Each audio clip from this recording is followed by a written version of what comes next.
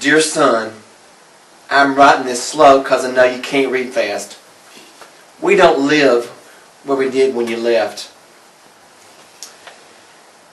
Your dad read in the paper that most accidents happen within 20 miles of the house, so we moved.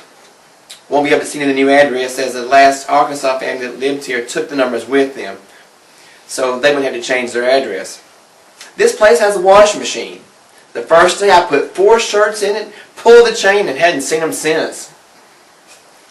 It only rained twice this week. 3 days the first time and 4 days the second time. The coat you wanted me to send you, well, Aunt Sue said it would be too heavy to send in the mail with them heavy buttons, so we cut the buttons off and put them in the pockets.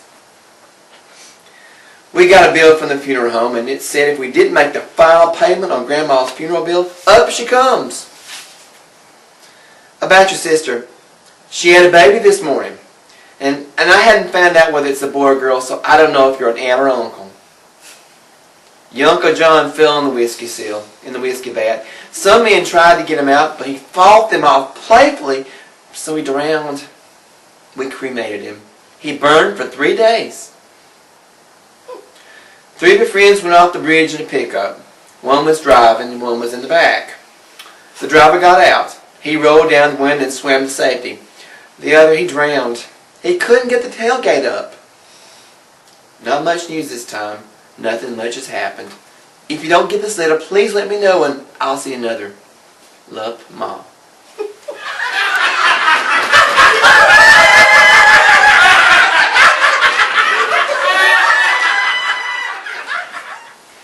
Two little old ladies were sitting on a park bench outside the local town hall where a flower show was in progress.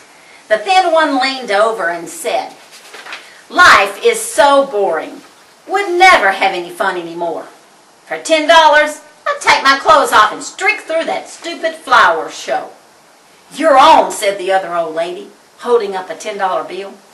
The first little old lady slowly fumbled her way out of her clothes and completely naked streaked as fast as an old lady can through the front door of the flower show. Waiting outside, her friends soon heard a huge commotion inside the hall, followed by loud applause and shrill whistling. Finally, the smiling and naked old lady came through the exit door, surrounded by a cheering crowd. "What happened?" asked her waiting friend. "I won first prize as Best Dry Arrangement."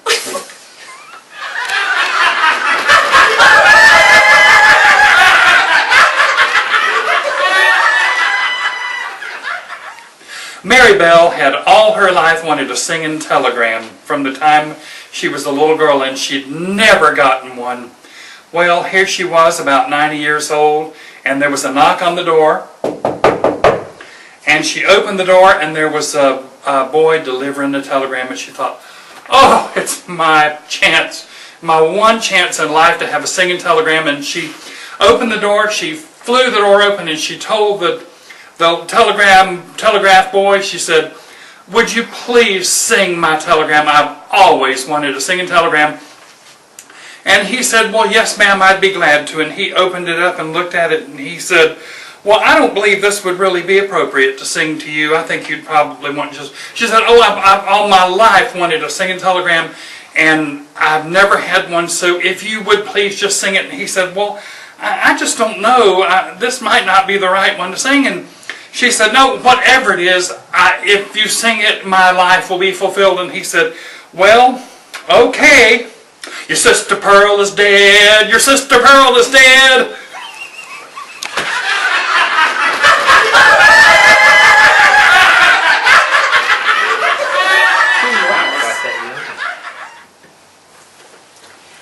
Mr. Dugas and his handyman James Earl went out to Lake Pontchartrain and went fishing one day.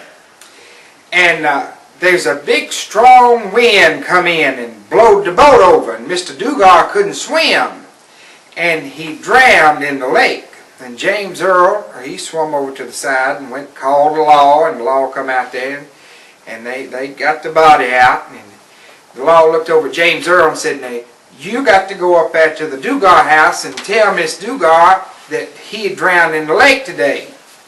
And James Earl said, no, I can't do it. I can't get it out. And the officer looked at him and said, you got to go up there. You was in the boat with him when he drowned. You got to go tell him. I don't care if you have to put the male Tillis to it and sing it to her. So here James Earl went. He drove up to the Dugas house and he knocked on the front door, and Miss Dugas come out there and she said, what is it, James Earl? What's happened? And he said, and she said, James Earl, I can't understand what you're saying. What are you trying to tell me? He said, guess who drowned in the lake today? Dugas, Dugas. Guess who drowned in the lake today? Dugas, Dugas.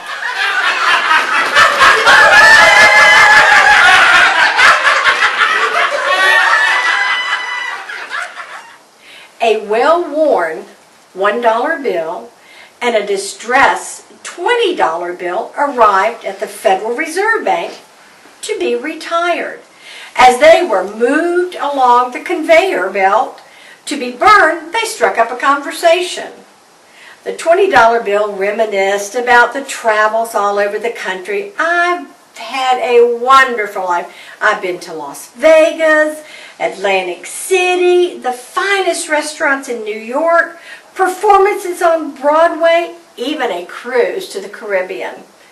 Wow, the $1 bill said, you really had an exciting life. So tell me, said the 20, where have you been throughout your life? The $1 bill replied, I've been to the Methodist Church, the Baptist Church, the Presbyterian Church, to Covenant. And the $20 bill said, wait a minute. Which church?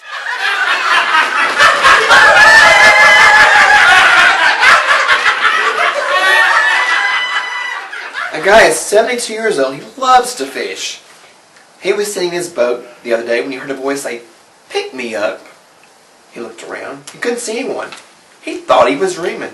When he heard the voice say again, pick me up, he looked in the water, and there, floating at the top, was a frog. The man said, are you talking to me? The frog said, yeah, I'm talking to you. Pick me up, kiss me, and I'll turn into the most beautiful woman you've ever seen. I'll make sure that all your friends are envious and jealous because I will be your bride. The man looked at the frog for a short time, reached over, picked it carefully, and placed it in his front pocket. The frog said, what? Are you nuts? Didn't you hear what I said? I said, kiss me and I'll be your beautiful bride. He opened his pocket, looked at the frog, and said, nah, mate, I'd rather have a talking frog.